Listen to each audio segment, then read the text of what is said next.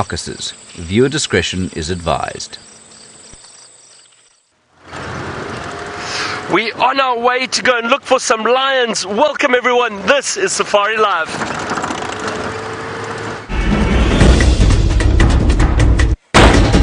Ready.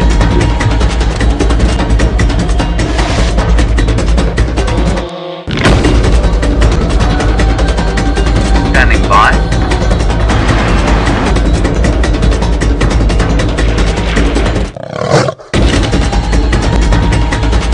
5, 4, 3, 2, 1.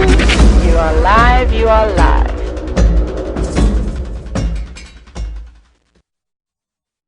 Good afternoon everyone and welcome to Safari Live. My name is Byron and on camera with me is Dave. You may have already seen Jamie and Senzo who are out on the other vehicle, and our friend James is going to be walking this afternoon with Fergus. And we've got the ladies in the final control sending us their questions, and a big warm welcome to Independence Middle School. Great to have you with us. Don't forget everyone, we are live, so tell your teachers to send us their questions, your questions that you've got. Speak to us, give us your comments. We love hearing from you, and hopefully we're going to have an exciting drive for you this afternoon. Now, I'm on my way to go and look for some lions, so let's keep going. I'm hoping to find them for you before you have to go. Now, these lions did have a kill this morning. They managed to bring down a zebra, so hopefully we get them around the kill. They might still be in that area. We're coming to you live from South Africa, right in the northeastern part of South Africa, in the Greater Kruger National Park. So there's lots of wildlife here. And speaking of wildlife, Jamie has the largest mammal here to show you.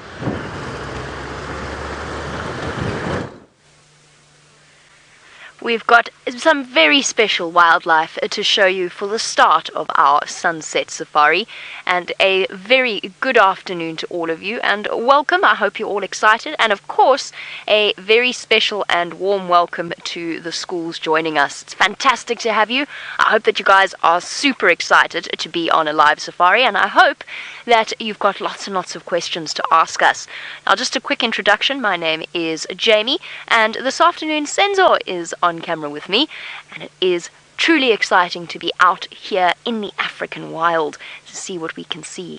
I'm planning on taking you to a leopard in a little bit, but before I do, I've been distracted by a herd of elephants that is slowly but surely not doing what I wanted them to do, what I was expecting them to do. And we've only actually got a view of this little chap over here, but let me go. I can't decide whether I want to go forwards or backwards. I'm hoping if I go, let me turn around. That's what I'm going to do. I'm going to turn around and then we can have another good look at this particular elephant. Of course, whoa, there's a bump there. Of course, elephants, generally you'll get breeding herds, which is a group of females and their offspring, so their babies. And if it's a female calf is born, she'll grow up and stay in the herd probably for the rest of her life. But if it is a male, and I think this one is, I think that's why he's a little bit separate from the rest of the group, then once he reaches a certain age period and puberty sets in, he reaches sexual maturity, whoops, I nearly smacked Senzo on the back of the head with a stick, then it will be time for him to leave the herd, and sometimes he hangs out with other boys in a bachelor herd, and sometimes they go off on their own and just wander about. That's the lovely thing about elephant. Their movements are relatively fluid. Hello, mister. I'm sure you are a boy. All alone like this, away from the rest of the herd. Yes, someone's been having a bath. There we go. There we go. Wonderful. Now you can see he's covered in water. His skin's all wet in patches. And that is from where he's been scooping water and mud. It actually looks like proper mud. Up with his trunk and then throwing it onto his body. And you can see there's some on his ear there. There's some all over his sides. He's definitely been enjoying himself. Now, why do you think elephants want to do that? What do you think could be the reason? And the answer to that, of course, is because it's a good way to cool down. It's a wonderful way to cool down. And when you're this big, and the hot African sun is beating down on you. Even though for us we are going into winter, it's still 26 degrees centigrade, which I've forgotten what that is in Fahrenheit. 72? Yes. No, that can't be right. 78, sorry. 78 in Fahrenheit. And he is now enjoying his lunch. And elephants pretty much eat all the time. They eat constantly. They have to, because they're so absolutely massive that they need to constantly eat to maintain their body. Even a young one like this will spend most of his day eating, and most of the night as well. They don't need to sleep all that much. So pretty much everything in an elephant's life, or most things in an elephant's life, are food-based. Imagine being an elephant. Imagine if you had to eat all the time, if you just walked around doing everything that you do, but eating while you do it. Just constantly feeding yourself. I think it must be exhausting, all that chewing. And it's nice for them at the moment, because the grass is soft and fresh and green and yummy. And as it starts to get drier, then they're going to have to start feeding off of things like bark and trees, which isn't quite as nice. Now, it's not just myself out here. You've already met Byron, but you have yet to meet the highly entertaining James, so let's head across there.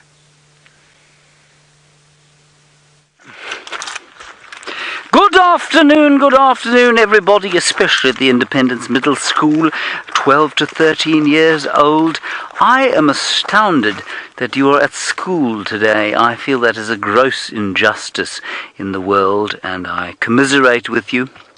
But I'm very pleased that you're able to at least escape some of it by coming on a short safari with us. My name is James Henry, and you may ask any questions you like during the course of this little walk. #safari. No, you can't do that. You just ask your teacher, and she or he will send through the question, and I will do my best to answer it. Fergus is on camera today. Hello, Fergus. Fergus would show you his thumb, but he's holding the camera very steady, as you can see, steady as a rock. Now, the first thing I'm going to show you is this rather prickly piece of bush here. It is known as a knobthorn, actually a knobthorn, and it's called a knobthorn tree because it develops little knobs on the trunk as it gets older. Now, these you can't see at the moment, but what I wanted you to sort of pick up on is the thorns that are vicious. They are vicious things, and to our hands they tear them to pieces, but quite amazingly, this vicious plant is a very important source of food for lots of animals. Giraffe will wrap their tongues, yes, I say that again, wrap their tongues around these leaves and pull them off. And that, I just think, is astounding, because we couldn't put our hands over these things. Right, we are going to head up also in the hopes of finding some lion tracks. There were apparently some spotted around here not too long ago. While we do that, Byron has found some very same animals, and he'd like to show them to you now.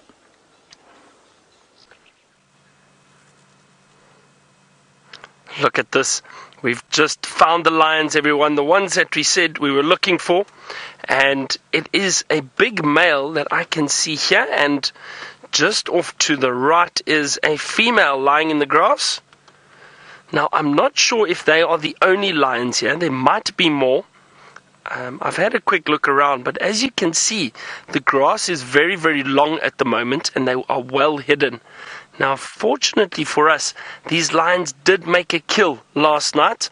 They managed to kill a zebra, but it looks like they've been feeding for most of the morning, and now with it being so very hot, they're resting in the shade and trying to basically conserve their energy, and later they'll most likely go and feed. They did look like there was still some of the zebra left, and they'll go and feed a little bit later. What I'll try to do is just now I'll move around and try to show you some of that carcass that is left of the zebra. But these lions, you can see they're panting heavily. Look at that male especially. See how he's breathing quite heavily, he's panting.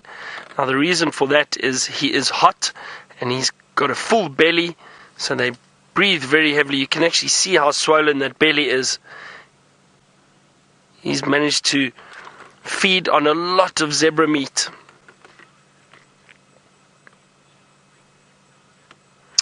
Lana, now the hottest temperature on record in this area, I would imagine it's about 50 degrees Celsius, somewhere around there, 52 degrees Celsius. Now that's probably about 115 or 120 degrees Fahrenheit. So somewhere around there for this part of South Africa, which is very, very hot. This afternoon's not too bad. I think it's probably about 28 degrees Celsius.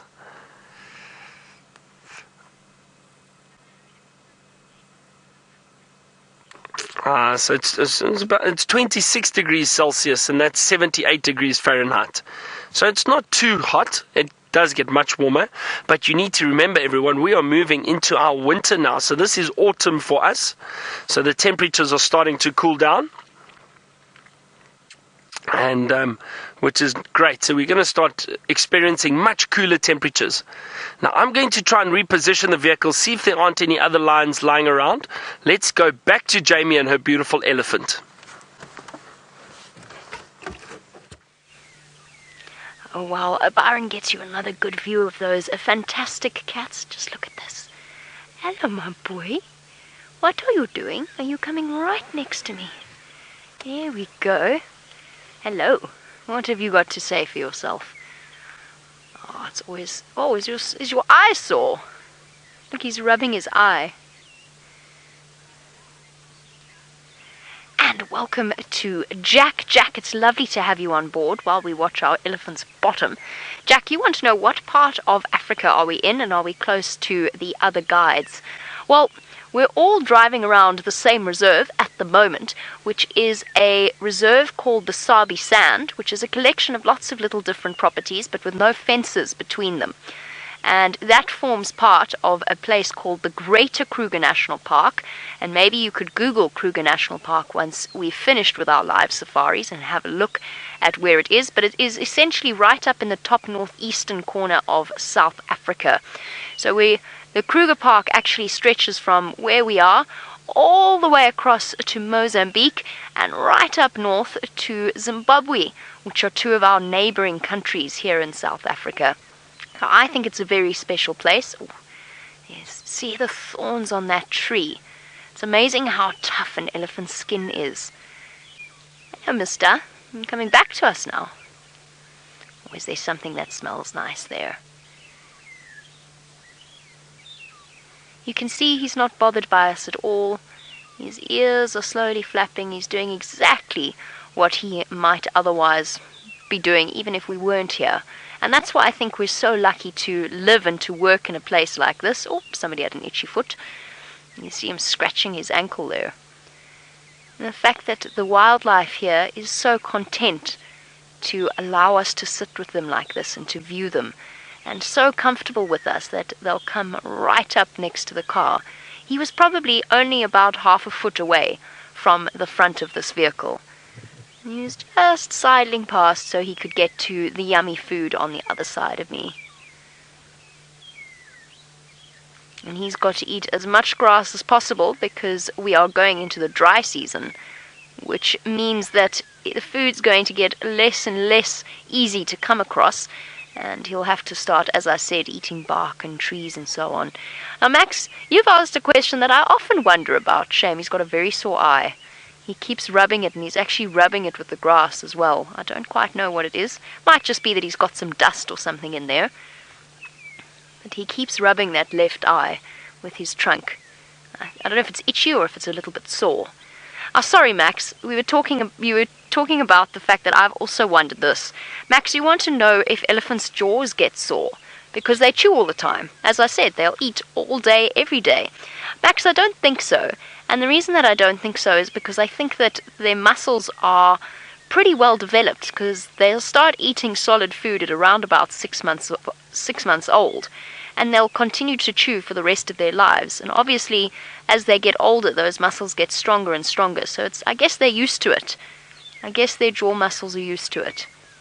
But interestingly enough, what does happen is that their teeth wear down.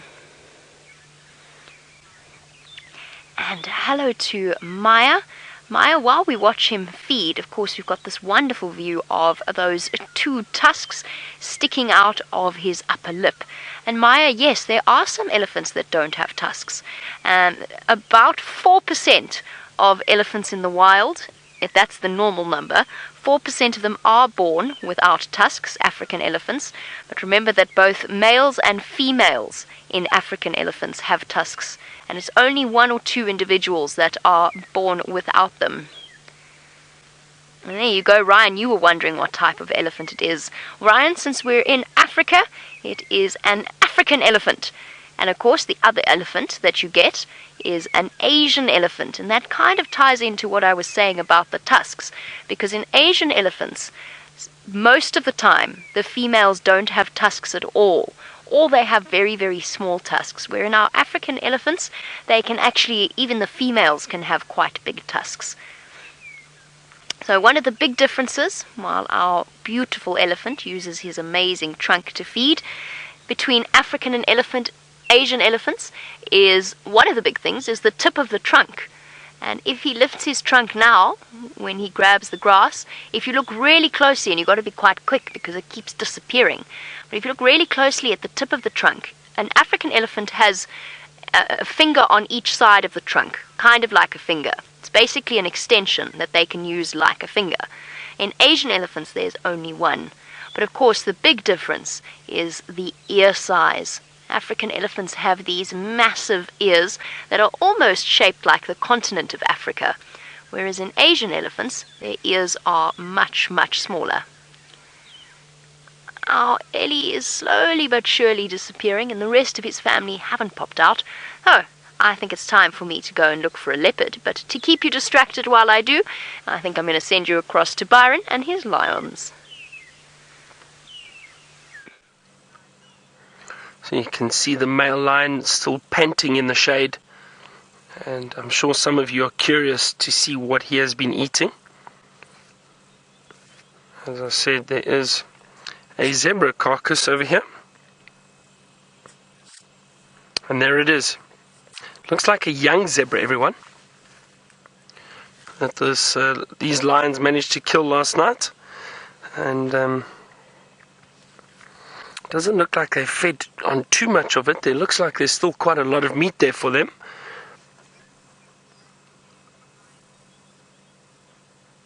Now, justice, lions will hunt actually any time of the day. There's not a specific time of day, look at that beautiful male, that they prefer hunting. However, lions are ambush predators. So that means they need to stalk and they need to sneak up on their prey. So what happens is, while they prefer hunting at night then, because it's easier for them to stalk, get really close, ambush their prey, and bring them down. So generally speaking, they prefer hunting at night, but it all depends. It can change, it can vary. If they happen to see something walking past them during the day or close, they'll definitely try and go for it. They're very opportunistic. So if they get a chance, they'll try to hunt. But this was killed last night, definitely, because we actually managed to see these lions yesterday, not too far from here, probably about a mile or two in that direction, so northeast. We did see them yesterday evening, and then they obviously moved around and hunted during the course of the night. So then this morning, we managed to find them here with this zebra kill. So that's good for them. This will keep them going for 2 or 3 days. There's a lot of meat there. Caleb, it's difficult to say how many lions would live together at one time. Prides can vary from 3 up to 15 or 20 lions. Some prides even bigger than that. It does depend on the area that they are in, how much food is available, how much competition there is from other prides of lions. So it changes a lot and it does vary. I've seen, the largest pride I've seen, I think, is about 18 lions or so that I've seen together. But I know in other parts of Africa you can get lions over 20 of them together. Now, in this situation, what we have here is there's a pride of lions. There's about 7 of them in the pride, 7 or 8 in the pride. And then that's one pride that we see. And then there are 4 dominant males, big male lions. And this is one of the brothers. And they move around constantly patrolling their territory. And now what they do is they do that to keep out other lions, to chase them away, to keep them away from their territory. So these lions, what they do is they actually split up from time to time. So you might have a single male like we've got here with a lioness, or you might find the 2 brothers together or 3 brothers. Sometimes we get to see all 4 of them, which is amazing, but they'll move around from one pride to another. I'm going to reposition again, I think. We'll just see what these lions do if they move. Let's head back to Jamie and that big elephant she's got. Look how special this is. I have to keep very, very soft when I'm talking to them. But these elephants are now right next to the car. And not only that, but the little one is actually stopping to have a drink and suckling from this female, probably only about 3 or so meters away. Hey, my big girl. Hello, my big girl. Hey, gorgeous girl. This is so wonderful. They're right next to us. Now you'll notice that I'm keeping my voice nice and quiet and I'm talking to them. And that's not because she can understand what I'm saying. It's just because I want her to hear the tone of my voice. Oh, it seems as though James is having a very, very exciting walk. Let us send you over to him to see an arachnid.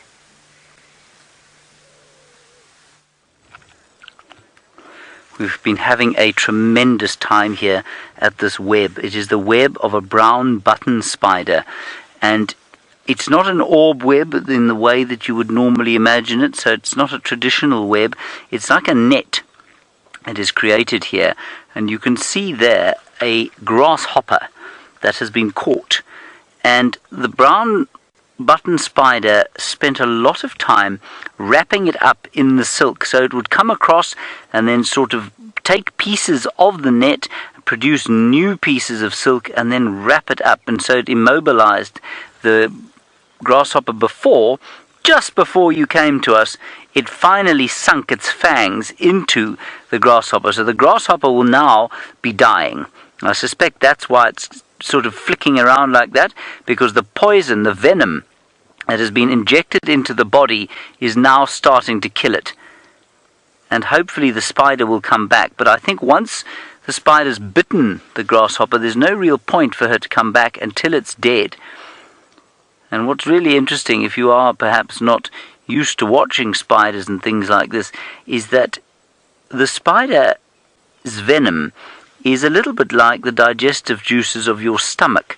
So the digestive juices of your stomach, as we know, break down the food that you put into it, and that process happens largely externally for the spider. So the spider bites the animal here, in this case a grasshopper, and its insides almost liquefy, and then the spider will come along and eat its pre-digested, like a sort of protein shake, and swallow it down. But that grasshopper, although it looks alive, is soon to be dead. And I'm just trying to see if I can't see the spider. Oh, there's something else quite amazing here. I'm just trying to see if we can't get the spider to come out. I don't think we can. Fergus, if you come around this side, or maybe let me just try and point with a piece of grass, and you can see if you can see it or not. No, the spider came back, did it? No. If I point up through here, and you see this piece of grass? Yeah. Just inside here, in amongst these leaves, are 3 or 4 egg sacs. Can you see them there? They're sort of spiky balls. And those spiky balls are the egg sacs of the brown button spider. And so there are going to be lots and lots of spiders here, or spiderlings, sometime soon. Now, a brown button spider is something quite familiar to many people, because even in the United States there you get something called a brown recluse, which is very similar, and of course very closely related to the much more famous black widow, or black button spider. And this is a sort of slightly less venomous version of the black widow. You might call it a brown widow if you like. And then over here, there's another grasshopper. But this one doesn't realize that it is in the worst possible place. Can you see it there? You got it there, Ferg? And that grasshopper there, if it jumps up, it's going to get caught in this web of death. Kale, a very good question. You say, why do spiders wrap their food in web? Well, it's to keep them safe and to keep them from escaping after they've been bitten or just prior to them being bitten. In this case, the grasshopper could have done quite a lot of damage to the spider. The spider's smaller than the grasshopper, and it's got 6 legs, 2 of them with pretty vicious spikes on them. And so what she wanted to do was immobilize it slightly before she dug her fangs into it. And then now she's dug her fangs into it, she'll leave it for a while, and then she'll probably come and suck it dry. A lot of spiders, though, bite their prey first and then wrap them in silk so that they don't damage the web while they're dying, and they can also be kept safe from any other predators that might want to come and steal them, like a bird, for example, would definitely come and steal a dead grasshopper if it wasn't covered in sticky silk. So that's one. Those are 2 of the reasons. There's one other reason. For example, a golden orbweb spider will wrap the dry shells of its prey up and leave them in a line, and that stops birds flying into the web and destroying it, because obviously a bird is much too big for a spider in this part of the world. Alrighty, from one predator, much smaller, let's go across to the biggest predators of Africa with Byron.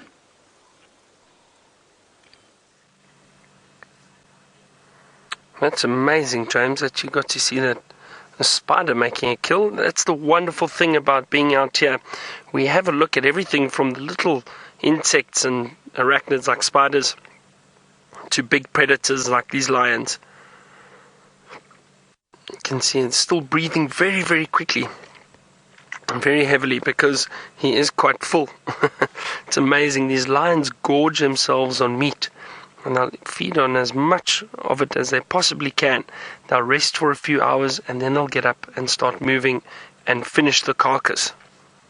Sometimes with big carcasses, they can stay in an area for 2 days if it's a big animal like a buffalo.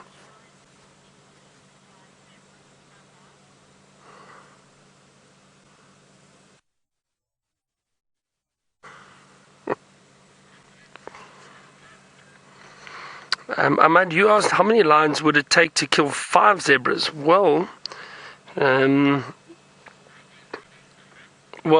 it's hard to say, Ahmad. So it's unlucky. It's unlikely, rather. It's unlikely for lions to kill that many zebra. Usually they'll kill what they need to eat, and then the rest probably run away. But I'd say it would most likely take.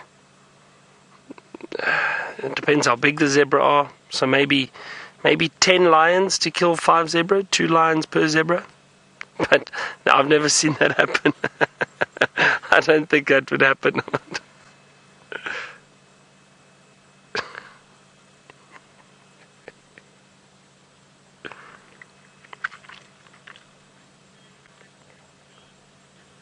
So, Kale, these male lions have got these big manes to protect themselves. The males fight a lot amongst themselves, whether it be for food or for females.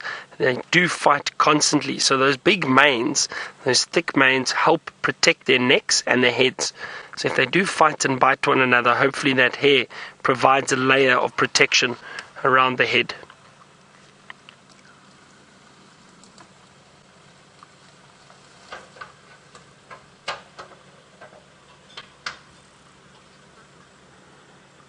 Now it looks like these lions are going to be resting here for most of the day. I don't think they're going to move anytime soon. Oh, Wesley, it's hard to say how many animals we usually see. I'm just going to move forward slightly. Maybe we can get a view of this female. Give me a second. Wesley, now, I mean, it is different every day. Every female from there. So I just want to make sure this vehicle's got space to get past us. We'll see animals like elephant, as you've seen, lions, we can see zebra, wildebeest, we can see buffalo. Every day is different. We don't know exactly what we are going to see or not see. So it's hard to answer that, Wesley.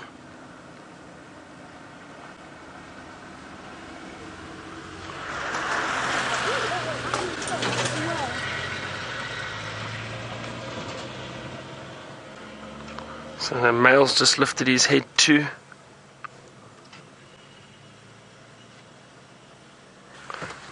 Hang on a second, let me reverse, you'll get a nice view of this male. But as I said, I don't think they're going to move anytime soon. They look very comfortable. It is still quite hot. So I think what we might do is we might leave these lions and go see what else we can find and probably come back a little bit later.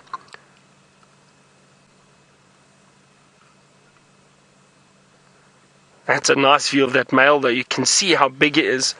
Very, very large.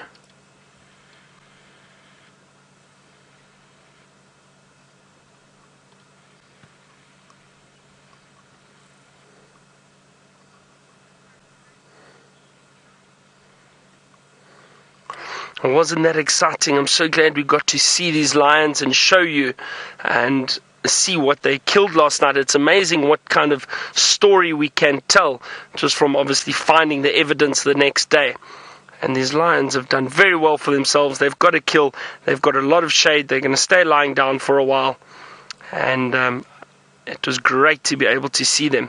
We're going to leave them. I might try come back a little bit later. Maybe they move around. But let's see what else we can find. While I do that, let's head back to my friend James, who's still walking around.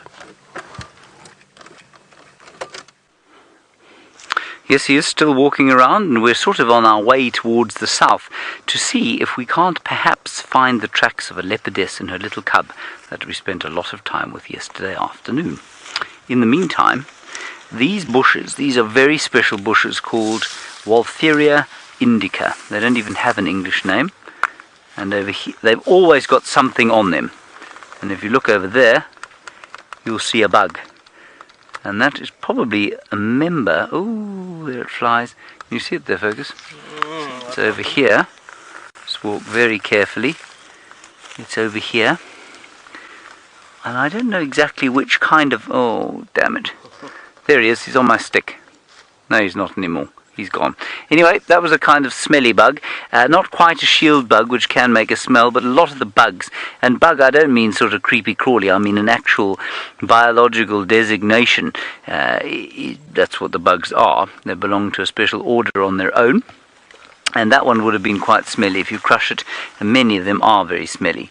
Now, there's another thing here. If you sit next to these Waltherias for long enough, you will find something spectacular. Here's another bug. This one is an assassin bug. Now, I wonder if I can't move it before, so that Fergus can get a picture of it. Oh, there it is. You see it there, Ferg? It's flying here. Oh, yes, there we are. You see it there?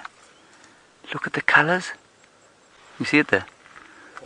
It's on the end of the leaf here. And it's got all sorts of spectacular colours. It's got sort of silver bobbles on it and gold. And the reason we call it an assassin bug is that it's a little bit like the spider, in that it sticks its proboscis, which is its long sort of nose, into whatever prey it wants to kill, and that proboscis will then inject nasty chemicals into the animal that it's going to eat. And by doing that, it digests... Oh, there it goes. You see it there? It digests the animal sort of while it's still alive. Oh, it's being very irritating. There it is. Oh. No, it's gone. Anyway, let's see what else there is here. There's almost so much. Jonathan, you want to know how I don't get lost out here. Jonathan, that's an interesting question, because some people do get lost and some don't, and some are sort of somewhere in the middle. I fall somewhere in the middle. I've got an okay sense of direction. I don't have a brilliant sense of direction. The main reason I don't get lost here, well, there are two main reasons. Firstly, the sun is up, so I can see the sun. And when you can see the sun, it's very easy to orientate yourself. Even if you have an average sense of direction, it's very easy to figure out where you've been and where you're going and where you've come from. On a cloudy day, it's much more difficult. So for someone like me, in an area that I don't know, and if it's a cloudy day, I will struggle to maintain my orientation for where I've come from and where I'm going. The other way that I know where I am here is that I know this area very well, so I know exactly where we are. I can recognize bits and pieces of the bush around me, and that will help me to orientate myself. Many people, of course, or the people who are able to do it more strongly than I am, have a sense of, we think it's a sense of direction born of it's sort of a very complicated chemical process that goes on in the retina, in the eye.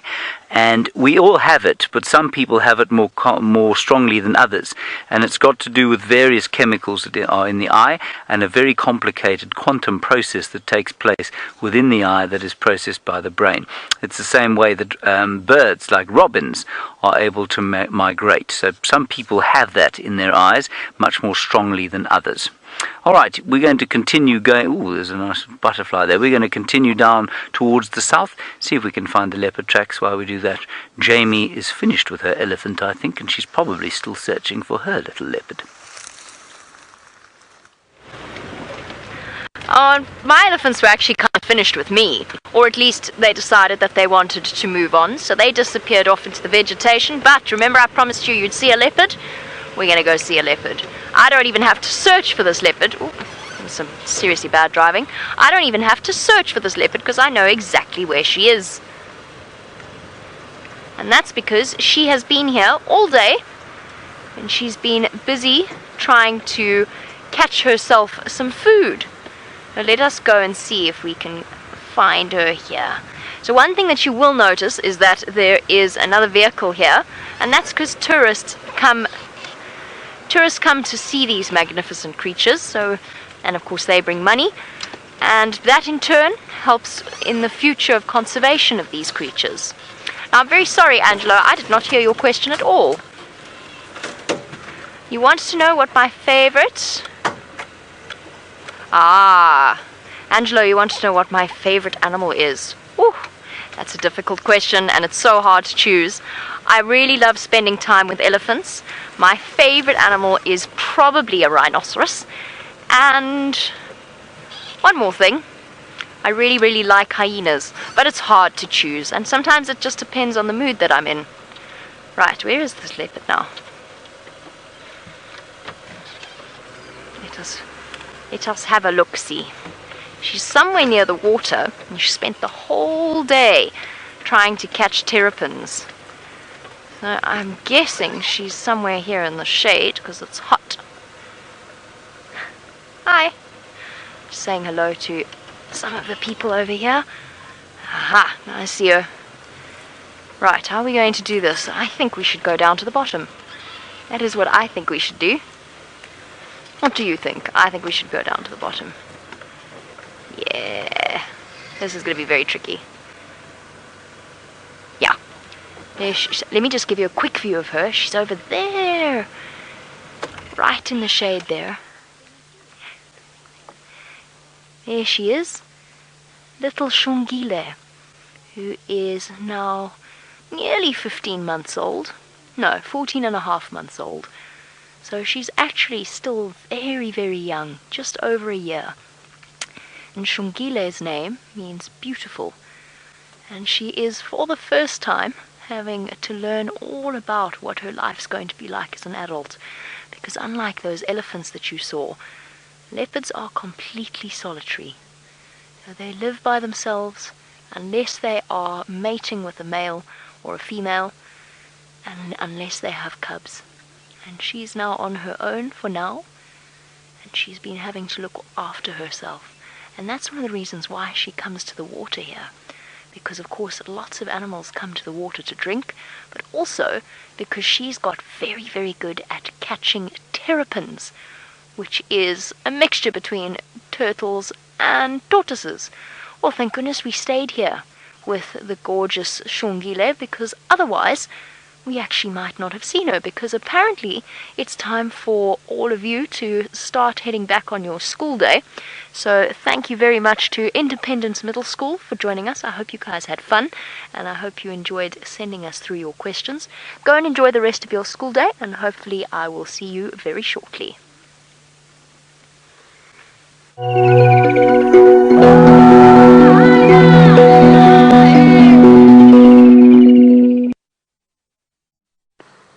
So the schools have just left us, everyone, but we will continue our drive, obviously, and I've just found a female kudu. Now, I'm very surprised. I don't see any others around here.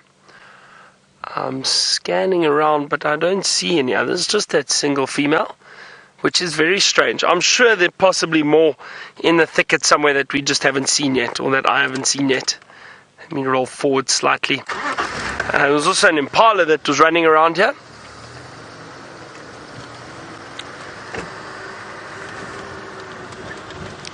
Those of you who just joined us, I'm Byron, and Dave's on camera with me this afternoon. If you've just joined us after the school drive.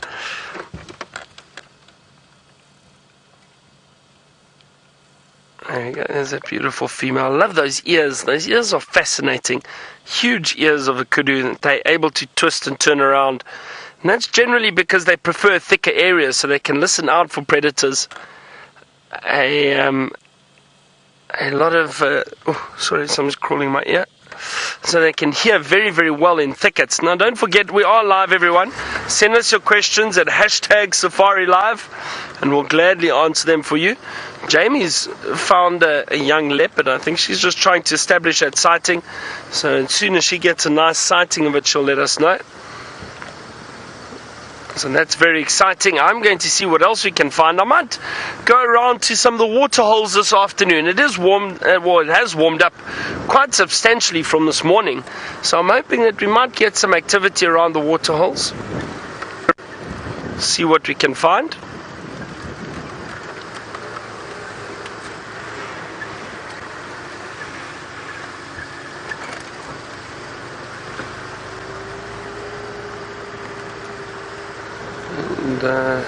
We had those lions earlier, but they were completely relaxed, lying in the shade, panting heavily because those bellies were quite full. We only saw one zebra carcass. Now, I know this morning Brent said there may have been two, so I'm not sure. I didn't see any sign of another carcass there, and I only saw the two lions. Apparently there was another male in that area, but we didn't see him. He could have been lying somewhere in the long grass. It's very, very thick there. So I don't know exactly how many lions were around there. We only got a view of the two. But we may try and go back a little bit later if there's any activity from those lions. It was in a tricky area, just off the main road, and also in very long, thick grass.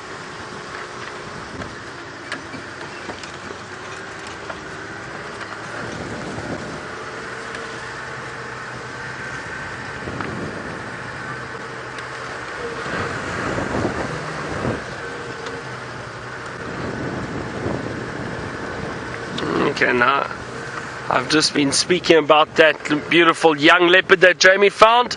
Let's go and see what it's up to.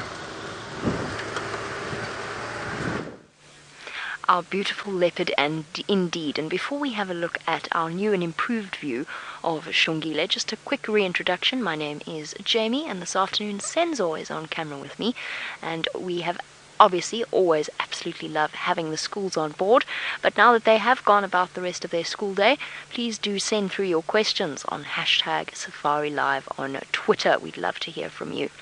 Right, speaking of beautiful leopards, and of course very apt in Xongile's case, there she is over there, posing like a little princess, hopefully with a belly full of terrapins.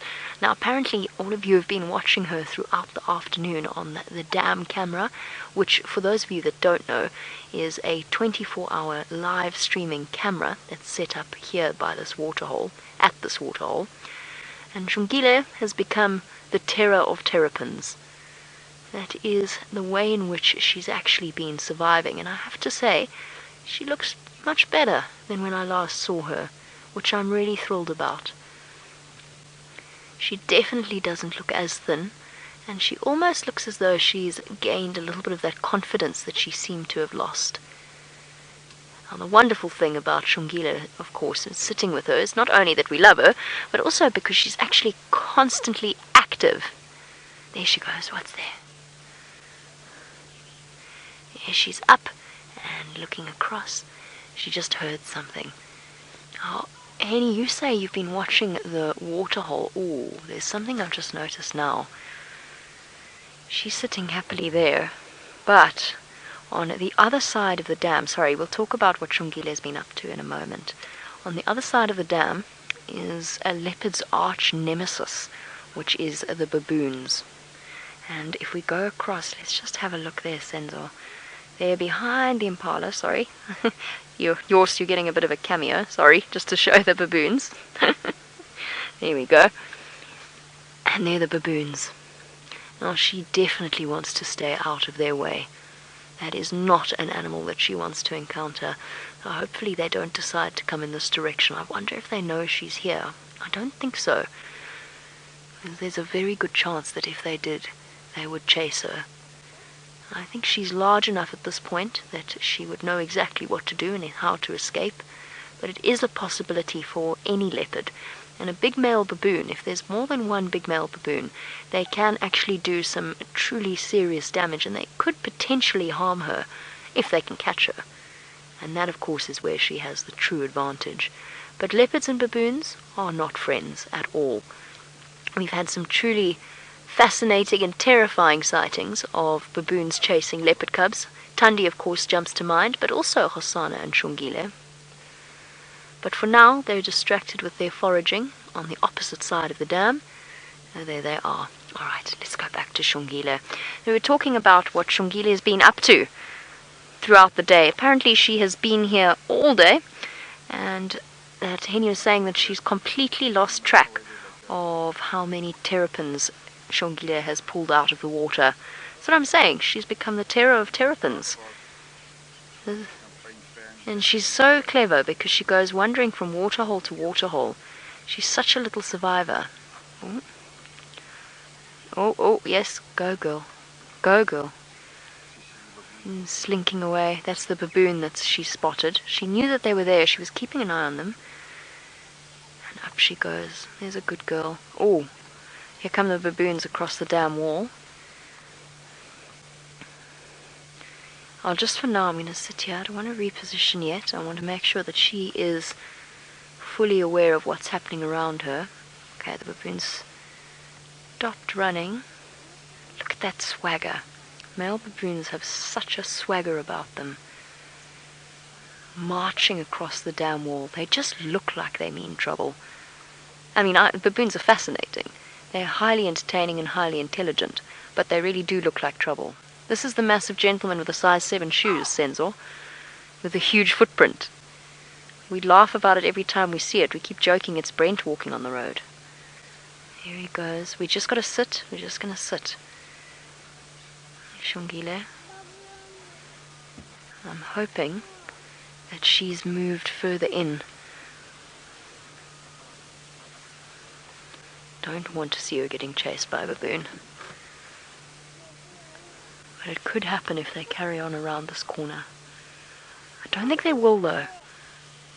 So I'm hoping they're going to stay around the drainage line.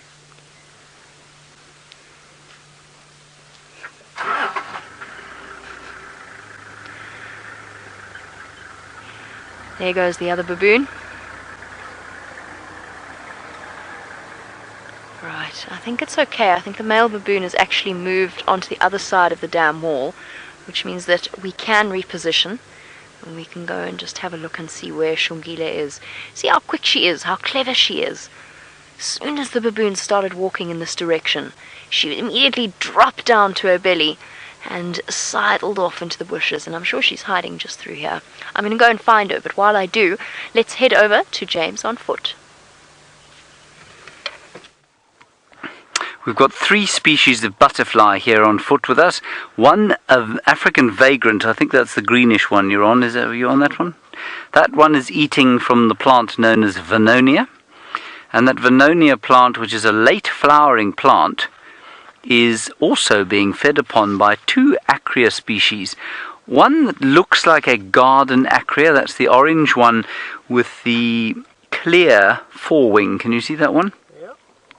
Looks like a garden acrea, but could be another kind of acrea. And then a clean spot, I think it's a clean spot acrea as well.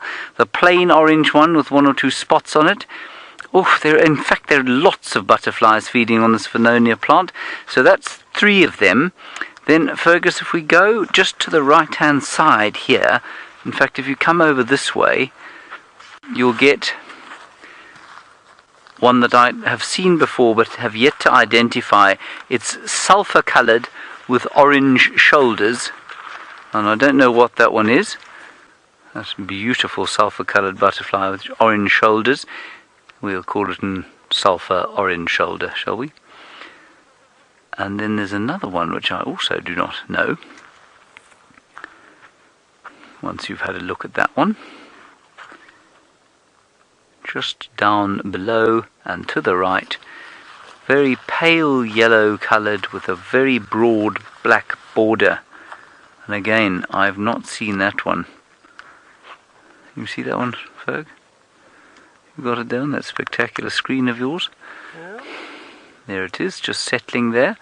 So we've got probably 5 or 6 different species of butterfly just eating in this little, what would we call it, bed, I suppose, of Vernonia flowers.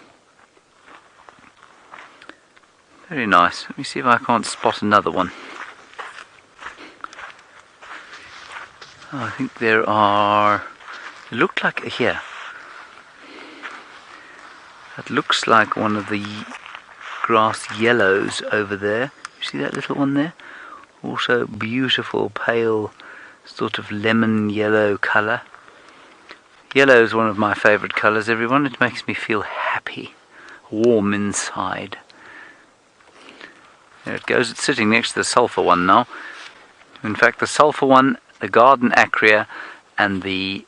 It isn't a bordered yellow. It's another kind of butterfly. I don't know what it is. Every time you think you're getting a handle on things here, something else emerges from a chrysalis and renders you an ignoramus once more. It's very distressing.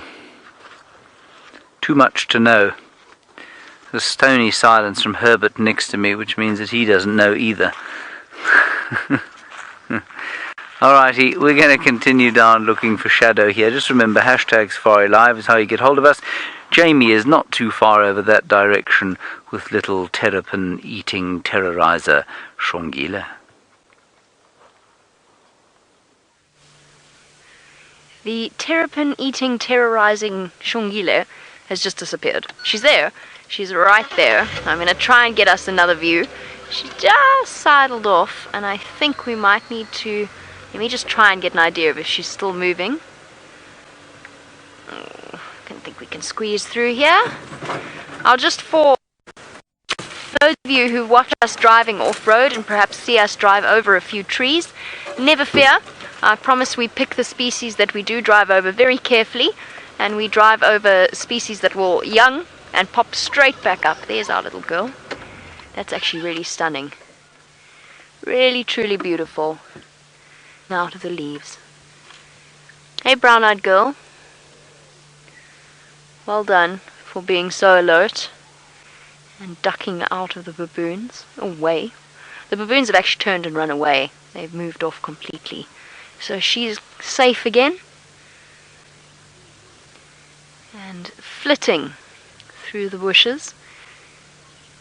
Isn't that gorgeous? I always think that that's such an iconic shot. That sort of tan, black and gold colour, and then all sort of mixed and slinking behind the leaves. Where are you going, my girl? Oh,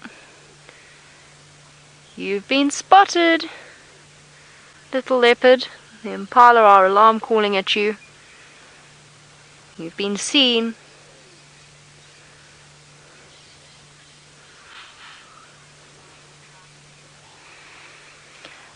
Tannis, you want to know how far a leopard or a lion will drag a kill. And I think let's just let her go a little bit further. Let's see where she decides to go. While we do, Tannis, it very much depends on the size of the kill. It's seldom much further than a few meters to the most convenient tree in which to place that particular kill. Shame, girl. Those impala are giving you away. It's all that barking that is happening across the dam. So basically what a leopard wants to do is find a safe spot to eat their kill.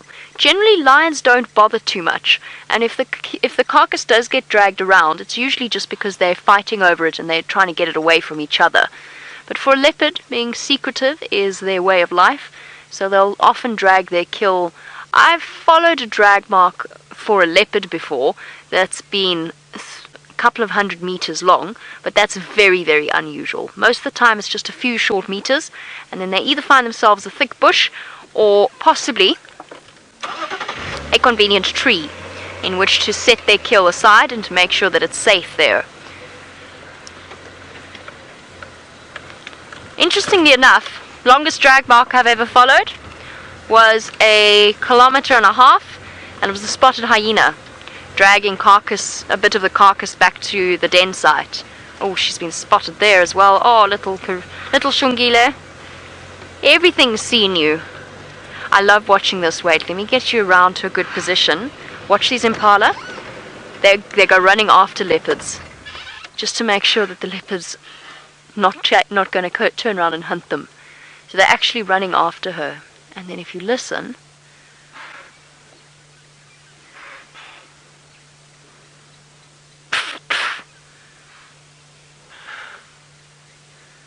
all alarm calling. Xongile's going to disappear. So let's catch up with her quickly. I have a horrible feeling she's going into this thicket, and that is going to make life very difficult. This might actually be the last view of what we get of her today, so let's just try for one last view. Oh, that was a slightly larger tree than I expected. Sorry, Impala. There she goes into the Tambuti thicket. One last view quickly, Senzo, and then she's going to vanish. Okay, there she goes, trying to get away from the alarm-calling antelope. While our spotted creature disappears off into the vegetation, let's head across to Byron, who apparently has got another spotted creature. I do indeed, Jamie. While you try for Xongile there, we've just found this beautiful big male giraffe happily browsing away. It looks like a very old giraffe. Look how dark he is. Beautiful color on him. And such a lovely light on him too.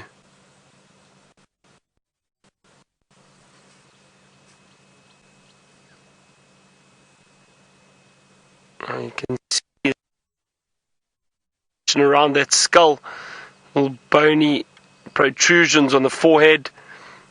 You do see it with older giraffe, you see it very clearly. And then those ossicones, those two long ossicones that are bald on top. Easy way to tell that it's a male. The females, their ossicones or horns are much thinner with little tufts of hair. That's a nice old male.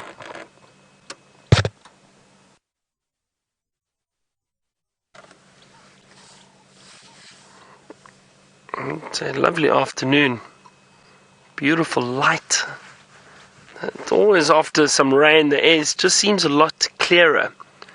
All the dust has settled.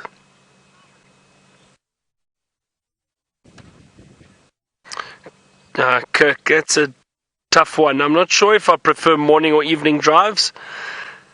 And I always think about it then, you know, some days I think, I prefer the morning drives. Then other days I think, oh no, I like the afternoon drives. I don't know, Kirk, it's tough. I suppose the beverages the beverages we have are different from the morning to the afternoon drive. That makes a bit of a difference. When we stop for our morning coffee or our sundowners in the afternoon. So I suppose I prefer the afternoon then for that. But I don't know. The summer, I'm sure. Summer mornings are lovely, because it's not too hot just yet. But winter afternoons, I think, winter afternoons are lovely. Beautiful sunsets, and cool temperature. So I'd say winter afternoons and summer mornings, probably. Then it's a beautiful view of that giraffe.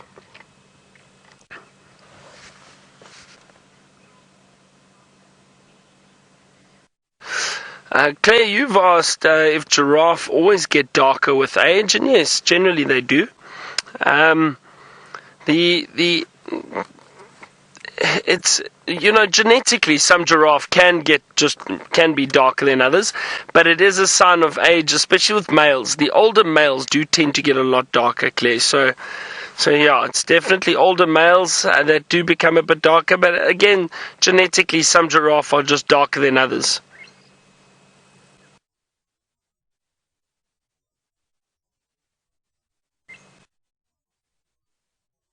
I'm going to see what this giraffe gets up to. But while we do that, let's head back to James. I wonder how his walk is going at the moment.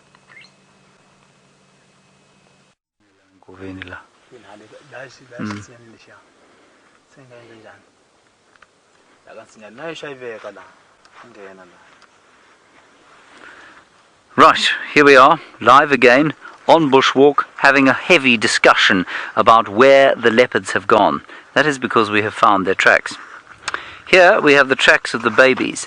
Now, obviously, you're going to look at this and say, are you stark raving insane? How can you tell that that is the track of a baby leopard? The answer is I cannot. But I can if I'm helped by the genius of Herberto. It is a relatively large track, and when I saw it at first, I thought, I don't think that can be the youngster because it looks too big, and so it must be Mum, but it looks quite small for Mum. But of course, the leopard's feet are much bigger than the rest of them in the same way that a puppy's are. There's one toe, there's the other toe, there's the other toe, there's the other toe, and there's the little back pad. You see it there? Now that is about 1.5 inches across, and then the second one is over here. And you can just see the toes, 1, 2, 3, 4, and the little back pad there. So they've come up here. Now, they came up here sometime, probably not too long after we saw them yesterday. And where they've gone from here is something quite difficult to tell. Someone drove here this morning, and this is very hard ground, so very difficult to see, but these tracks are now probably at least sort of 36 hours, well, not quite, almost 24 hours old, and so it's quite difficult to tell where they've gone. They're heading up the road at the moment. Herbert just wants to check if we can't get a better direction from heading further down the road, just to pick up, kind of where they were heading to. There are two possible options. Well, there are countless possible options, but our two best bets are to head off into the block here. Now, this is a vast block where we think she's actually spent quite a lot of time with this cub over the last 4 months. Nobody goes in here, or very seldom do people go in there, and it's normally only when we walk in there that people go in. Then over here, there's a beautiful drainage system where Shadow has definitely kept cubs before, including Xongile at various stages of his existence. So those are going to be our two spots. We don't have a huge amount of light left, probably only about an hour or so.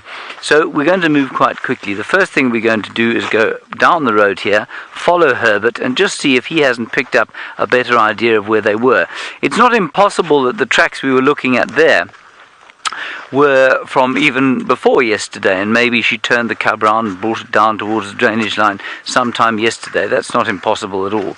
So I'm not sure. We'll get Herbert, who is far more of an expert, to tell us what he thinks. In the meantime, it is definitely it's important for me to say to you that it is the most wonderful afternoon. It's cool, warm enough. The sky is dotted with pretty clouds. We had a very cold morning today, and that's brought about a very crystalline and pleasant autumnal afternoon on here on Easter Monday. Right, we're going to continue heading down here, and while we do that, Jamie, I believe, is going to continue to tell you her plans for the day. I'm not sure if she's managed to leave Xongile or if she's still looking.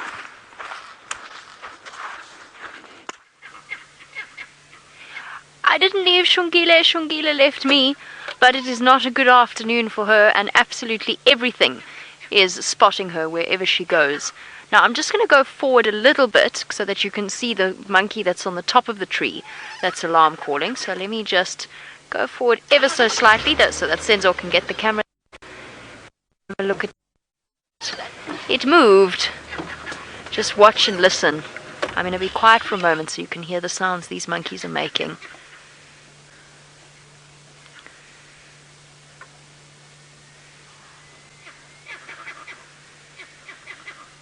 Hear that?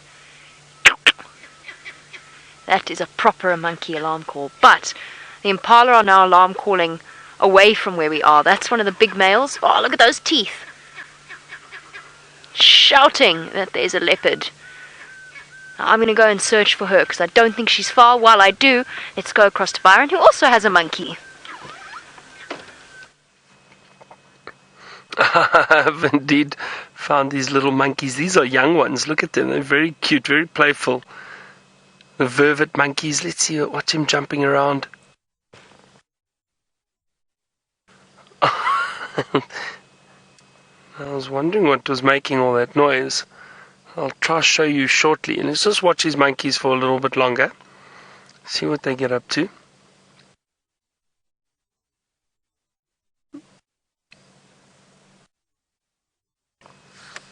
They're so playful, and I was saying this morning, I haven't seen vervet monkeys for quite some time here. They're always around, but we just haven't seen them. They hide in the trees. I must admit, I prefer the vervet monkeys to the baboons. I'm not a big baboon fan, purely because when you work in lodges, you know how much damage they cause from time to time.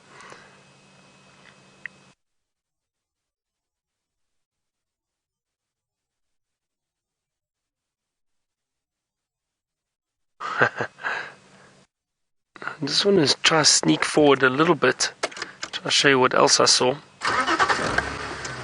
So I heard a rustle through the grass, and there it is. A warthog next to the nyala. There's a warthog. Russell the warthog, rustling through the grass. Look at those tusks, wow. Those are huge. Those are massive tusks. That is very impressive. Especially considering that is a female. There's a female warthog with those big tusks. It must be quite an old warthog.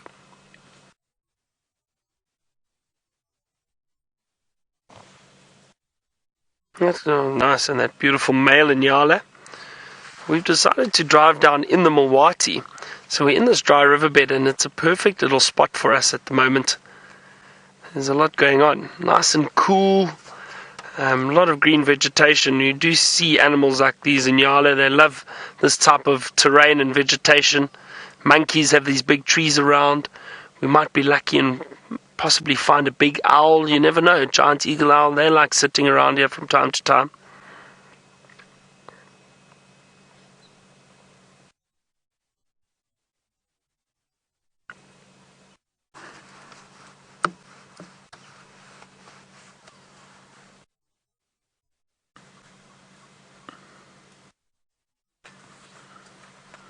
A few monkeys jumping around. Can't really see them. Just hear the branches and moving, and see the branches moving rather. But they're still hiding up in the trees. These male Inyala are so beautiful. One of my favorite antelope.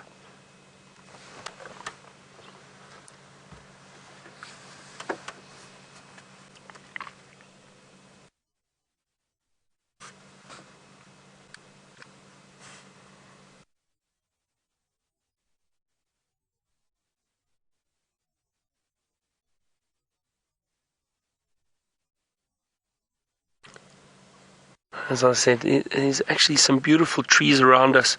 If you just look, Look back a little bit. Those big trees there. All three of these big trees are all leadwood trees around here, part of the Combretum family. And that's what these monkeys are playing in at the moment, jumping in and out of them, moving around. I was trying to see Dave. I thought I still saw one of those monkeys hiding in that other tree. Let's just have a look around. No. It's funny, they stick their faces out from behind a branch and then they hide again. But this is a really beautiful scene. Very, very peaceful. Not many birds calling at the moment. Have the Nyala feeding, the monkeys playing around. Warthog that just moved off.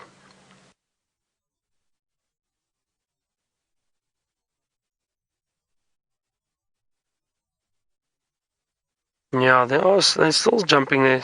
Dave, you might get a view of them. Just hold the camera there.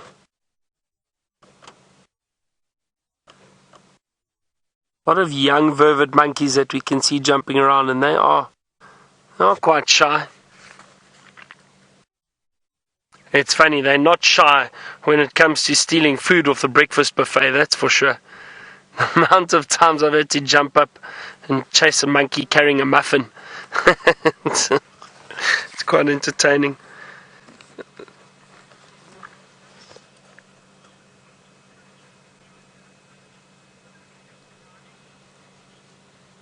Ilana, who's 13 years old. Hello, Ilana.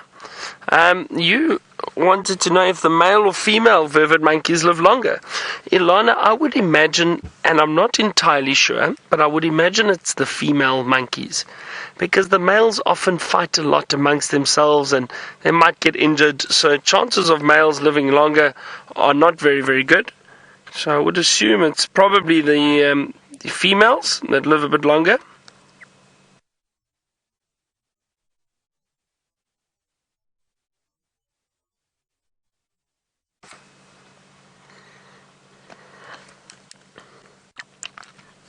And Ilana, I hope you're enjoying this afternoon safari with us so far. It's always nice to have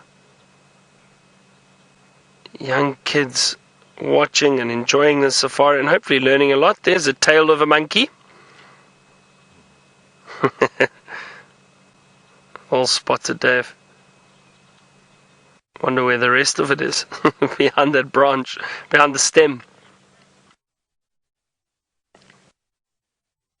I'm going to drive a little bit further along this riverbed, see what else we can find. Let's head to James and see where his feet are taking him this afternoon. Our heart rates are high right now, and that is because the object of our desire was found. Unfortunately, you are not going to see the object of our desire, which was, of course, Shadow's cub. We walked down, this is where we left her yesterday. We walked down through there and along and into that very thick piece of bush there. And we were walking in, as I was walking into the sort of thickets underneath there, I thought to myself, this is very thick, and Herbert was in front of me.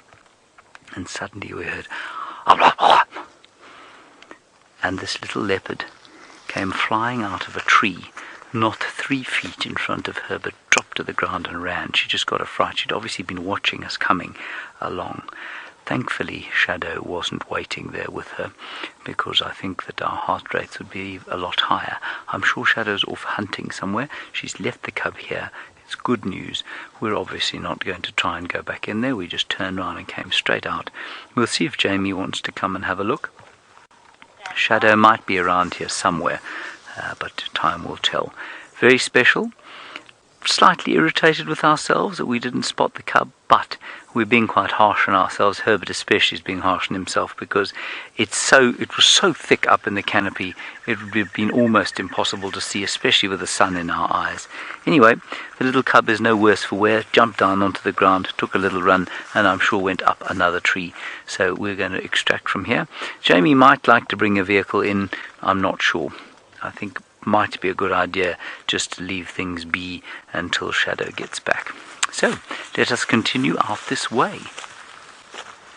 The impala are calling over here, and that's because they're now into the sort of business end of the rut.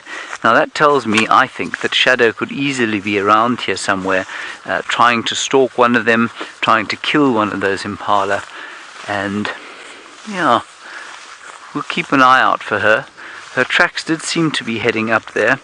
I'm not sure when those cub tracks were from, the ones we found on the road there, because this leopard has been here since we left her here yesterday. Very exciting. Fergus, of course, we turned around to go out that way. He turned and he walked, and the aerial got him stuck immediately in a gory bush, and he was flailing around like that. And eventually we managed to get him out and we extracted. Okay, so from one virtual leopard cub, let's go back to, well, a slightly older one with Jamie. I definitely want to go and see Shadow's cub. I still haven't seen it yet. However, I did have Xongile to show you, and now I don't. Where did you go, you little monkey? You little rascal. She was here. She was right here. She must be in this drainage line, right at the bottom underneath Galago Camp, which is part of Djuma, of course. Imagine, you could be sitting on your deck and a leopard cub could walk past. How wonderful would that be? I promise you she was here 2 seconds ago. Alright, Xongile. Are you going to come up to hunt terrapins here? Or are you going to carry on trying to stand up and see? There she is. There she is. Got her. What's you stalking? Are you going into Galago? Little monkey? She looks as though she's about to hop over the fence. Just see the little tip of her tail. There she goes. She is about to hop. Oh. No. Down again. Did she just land in Galago? She did too. I think she did. No, she's dropped down into the drainage. She's not in the camp itself. Just goes to show.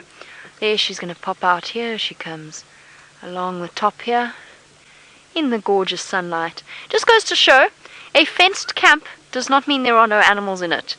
Just be very, very aware of that. Jamie's tip of the day. Yeah, let's reposition Senzo and then I'll get you a better view. I know Byron loves to give tips of the day. I very seldom do. But, Jamie's tip of the day. A fenced camp does not mean there are no animals there, and it is not a reason to walk around without being on your guard, particularly at night. Always, always carry a flashlight, because there is the possibility, there is a chance that there is an animal in there, and a fence makes that doubly dangerous, because then they could be trapped or feel trapped. She's just pulled the vanishing act again.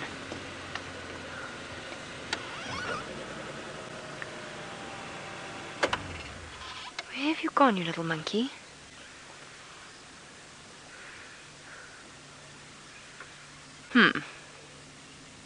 This is impossible, this area. Shame. I was just trying to keep track of her until Rexon got here with his guests. And he's arrived, and she's just vanished.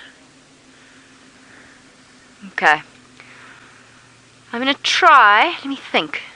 Maybe try outside the DRC. Perhaps that's what we shall do.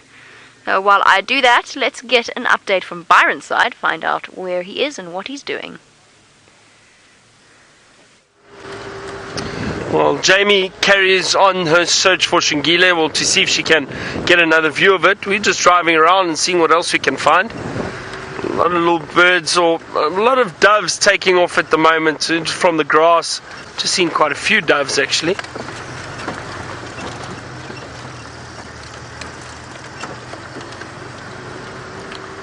Still looking for elephant. This morning I was looking around for elephant, but unfortunately couldn't find one.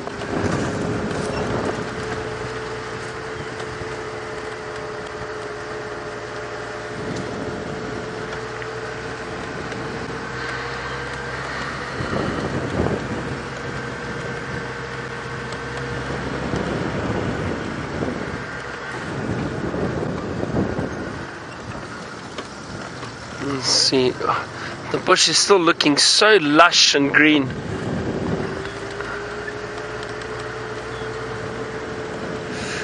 Right, now I can't remember what my...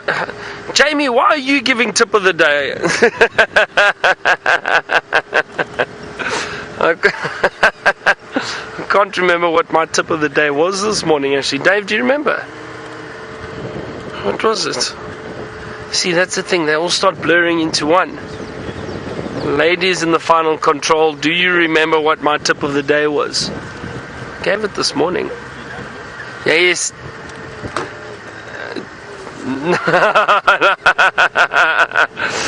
It was don't feed the animals. It's not a stupid tip of the day, Kirsten. I'll catch you back at camp. So it was don't feed animals, please, because what happens is the animals get used to people feeding them. They then come closer to the camp. They then become used to getting food, and they can sometimes cause damage. So monkeys, baboons, hyena's a big one, because we were speaking about how many hyena incidences there have been with them attacking people, and the only reason for that is people leaving food out to try and attract the hyena at night and possibly falling asleep, and the hyena end up attacking them. So and that's no one to blame bar the people, no one else to blame bar the people that feed those animals. So whatever you do, don't feed animals. Doesn't matter where you are in the bush, do not feed the animals, please. They've got food out here for themselves. Oh, speaking of food for themselves, there's a little crested barbet. Beautiful bird. Hang on, I'm just going to reverse. I wonder if he's going to come back down.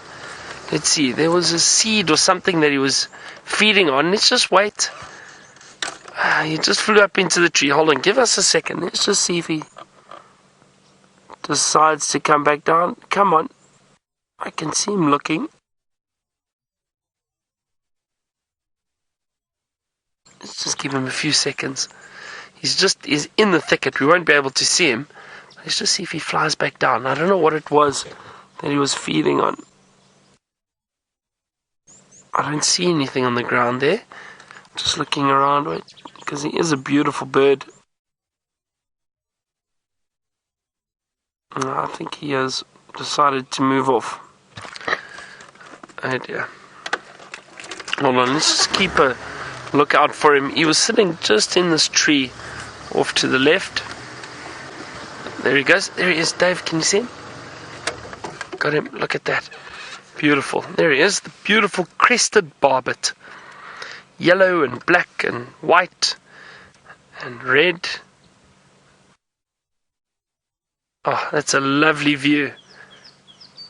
Now this is actually predominantly a seed eater. Look at that thick beak.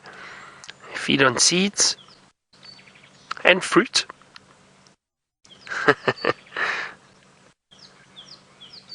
A lovely bird. Now we always used to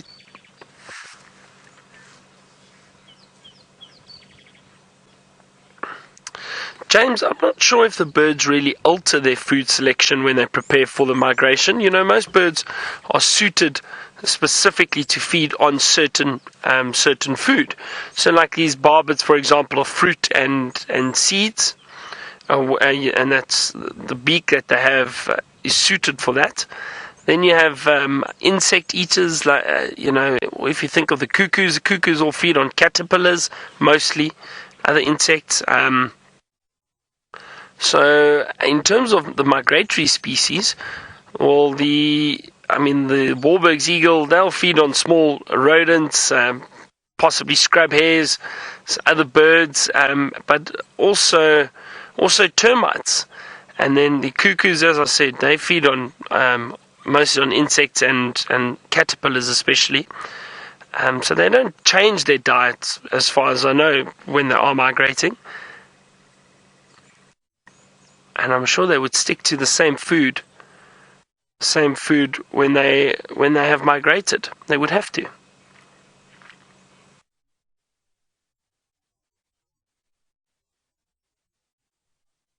It just reminds me of a story of when James was training us, and he would always ask us. We had tests regularly, and part of the tests would be, especially when it came to the animals, what the animals ate. So what particular bird ate, or what particular mammal or mongoose or whatever it may be. So, but we would always answer by giving the correct food that they fed on. So, for example, with the barbet, we would say seeds and fruit. But then the general rule would always be fruit, nuts, and mice for everything. So we would always add that on at the end. So we would say a lion would feed on a variation of antelope and larger herbivores, as well as fruit, nuts, and mice. So he got quite upset with us after a while, because that was a standard answer for everything. What does it eat? Well, fruit, nuts, and mice, and then whatever else we could come up with. Oh, nice to see that bird. Beautiful crested barbet.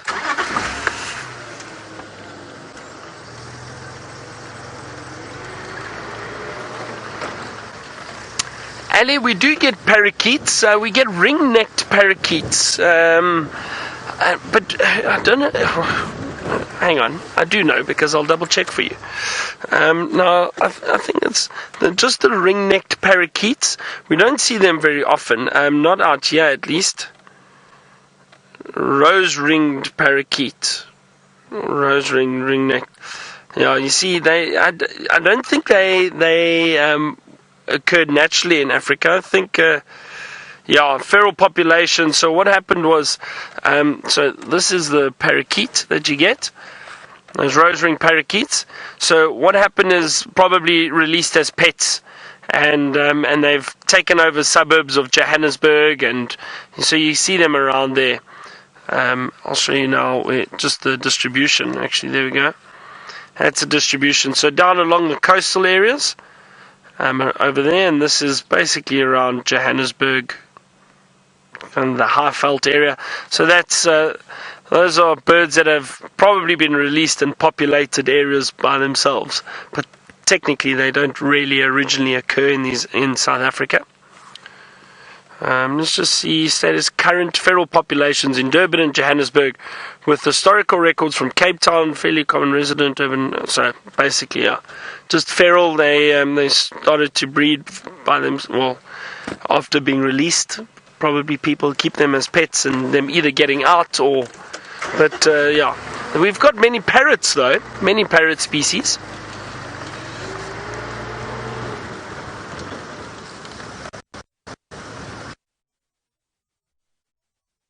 Sorry, Megan, I didn't hear the end of that question. Can you see, do any of the seed-eating birds do what?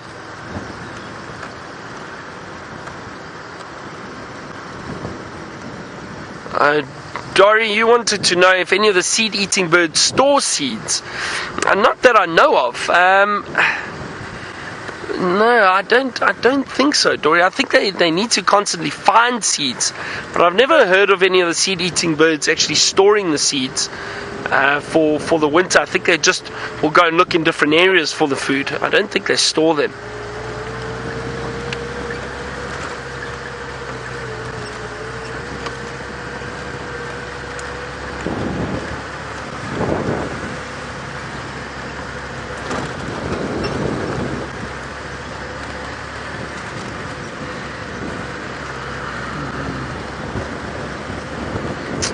Okay, well, no animals around this area just yet, but we'll continue looking. Let's go back to Jamie and see if she's found anything else this afternoon. I haven't. I just wanted to double check and see whether or not Xongile is going to pop out on quarantine clearings, which is the opening the clearings right outside of our camp.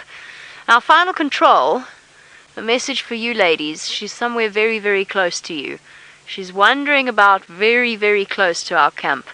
And I think she's going to follow this drainage system, or this river system, all the way along here and use it as cover. Because absolutely everything seems to be spotting her. Thank you, Megan. I just got my own update about what it is that I'm hearing. What it is that I'm saying. She's going to... I think she might try and hunt these impala.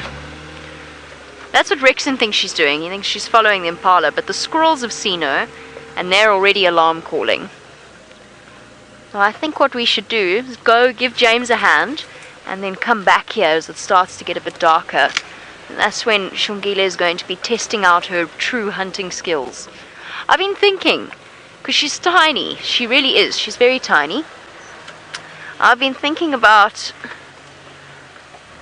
oh, let's get back here. If she could tackle a small impala, I think she could, absolutely. She's definitely capable of it. She's just got to practice that technique. She's got to practice that skill. And of course, her mum has it completely down. She's a fantastic hunter. But Xongile still needs to learn. There, the impala. Hello. Sorry, I'm talking in a somewhat macabre way about the possibility of you being eaten. The impala over there. Sorry. Hi, guys. They're not far away from wherever Xongile is. Difficult animal to sneak up upon, impala. They are fantastically alert. Constantly looking, listening, and smelling. I always find it amazing that leopards are actually able to do it. What have you spotted, my dear? Looking in one direction, but I don't think she's actually seen anything. I think she's just double checking.